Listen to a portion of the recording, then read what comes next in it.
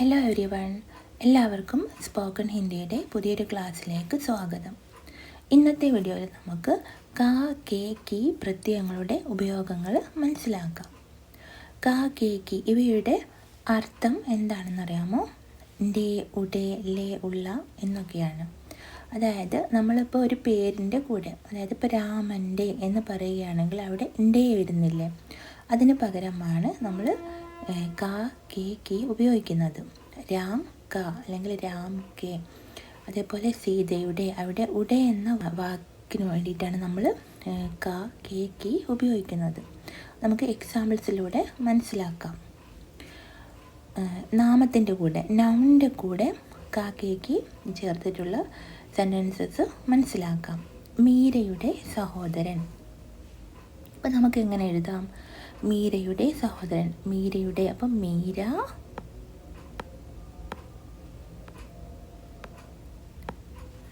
ഉടേ. ഉടേക്ക് പകരം നമ്മൾ എന്തെഴുതും? ഇവിടെ സഹോദരനാണ് വന്നിരിക്കുന്നത്. സഹോദരൻ പുല്ലിംഗ് ഏകവചനാണ്. അപ്പോൾ നമ്മൾ പുല്ലിംഗ് ഏകവചനമാവുമ്പോൾ ഏത് പ്രത്യയമാണ് ചേർക്കേണ്ടത്?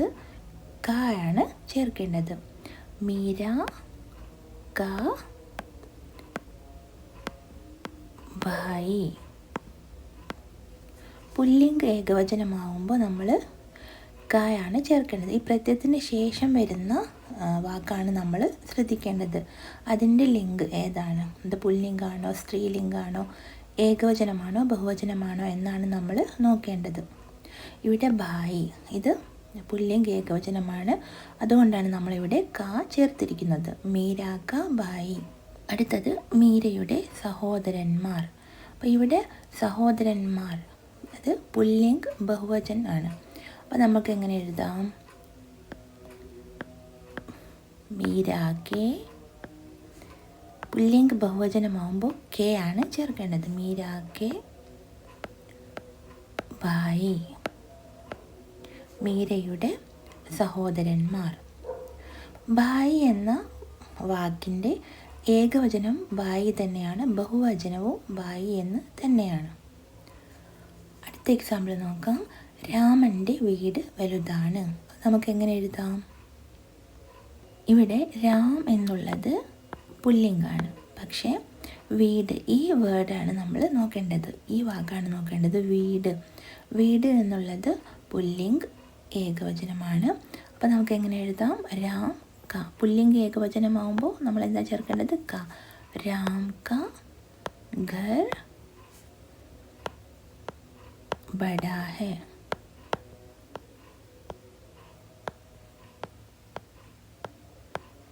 നമ്മൾ പ്രത്യയത്തിന് ശേഷം വരുന്ന വാക്കാണ് നോക്കേണ്ടത്. അത് പുല്ലിംഗാണോ, സ്ത്രീലിംഗാണോ, ഏകവചനാണോ, ബഹുവചനാണോ എന്നൊക്കെ. അപ്പോൾ ഇവിടെ ഘർ എന്നുള്ളത് പുല്ലിംഗ് ഏകവചനമാണ്. അതുകൊണ്ടാണ് ഇവിടെ നമ്മൾ കാ ചേർത്തിരിക്കുന്നത്. അതേപോലെ അടുത്തത്, അത് ഗീതയുടെ പുസ്തകമാണ്. നമുക്ക് എങ്ങനെ എഴുതാം? അത് എന്നുള്ളതിന് ഹിന്ദിയിൽ എന്താ പറയുക? വ. ഗീതയുടെ പുസ്തകമാണ്. ഇവിടെ നമ്മൾ പുസ്തകമാണ് ശ്രദ്ധിക്കേണ്ടത്. അപ്പോൾ പുസ്തകം എന്നുള്ളത് കിതാബ്. കിതാബ് എന്താണ്? സ്ത്രീലിംഗാണ്. അപ്പോൾ ഒരു പുസ്തകമാണ്, അപ്പോൾ സ്ത്രീലിംഗ് ഏകവചനാണ്. അപ്പോൾ നമുക്കിവിടെ എന്തെഴുതാം? വ ഗീത की, वो गीता की किताब है.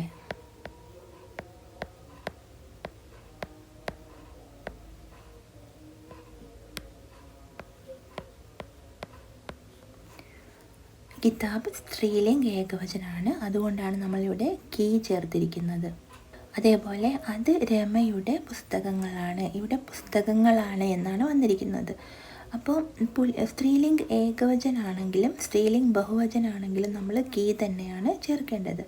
നമുക്കെങ്ങനെ എഴുതാം? വ. അത് എന്നുള്ളതിന് വ രമയുടെ പുസ്തകങ്ങളാണ്. അപ്പോൾ എങ്ങനെ എഴുതാം? രമ രമാക്കി കിതാബേ ഹെ. പുസ്തകങ്ങൾ എന്ന് പറയുമ്പോൾ കിതാബേ.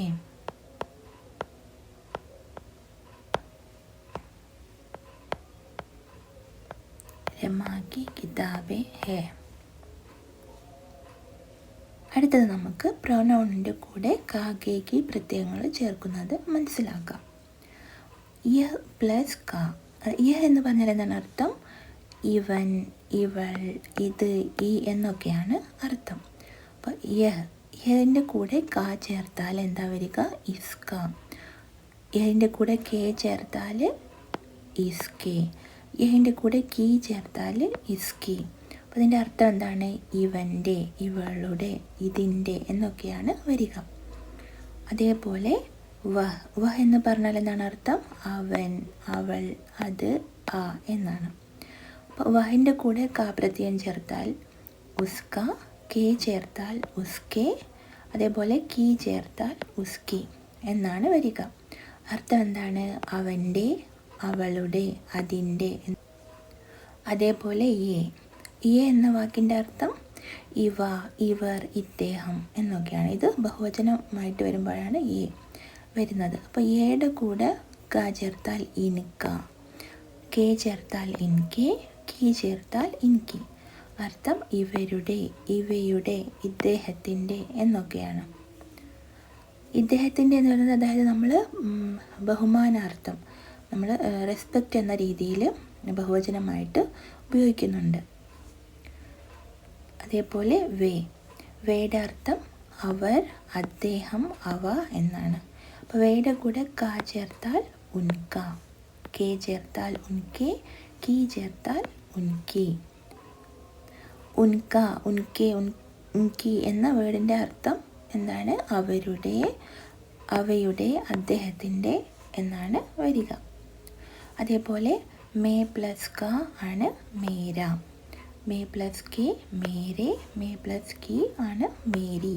അർത്ഥം എന്താണ്? മേ എന്ന് പറഞ്ഞാൽ ഞാൻ, മേര അല്ലെങ്കിൽ മേരെ, മേരി എന്ന് പറഞ്ഞാൽ എൻ്റെ. അതേപോലെ തൂ എന്ന് പറഞ്ഞാൽ നീ.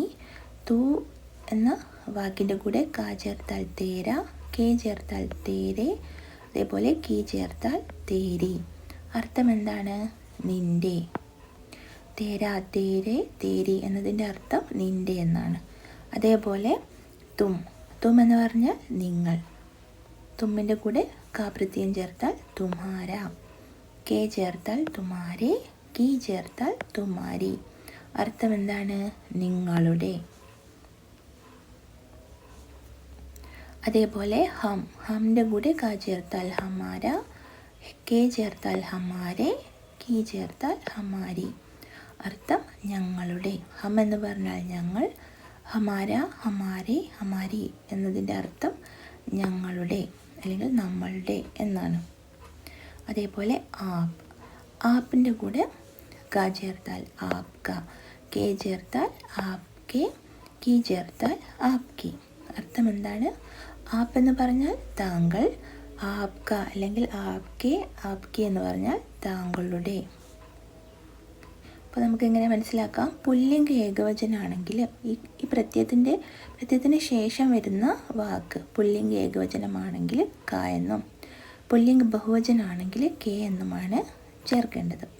അതേപോലെ സ്ത്രീലിംഗ ഏകവചനമാണ് വരുന്നതെങ്കിൽ കീ എന്നും, സ്ത്രീലിംഗ ബഹുവചനമാണ് വരുന്നതെങ്കിലും കീ എന്ന് തന്നെയാണ് ചേർക്കേണ്ടത്. എല്ലാവർക്കും എൻ്റെ ക്ലാസ് നന്നായി മനസ്സിലായി കാണുമെന്ന് വിചാരിക്കുന്നു. ലൈക്ക് ചെയ്യാനും സബ്സ്ക്രൈബ് ചെയ്യാനും മറക്കരുത്.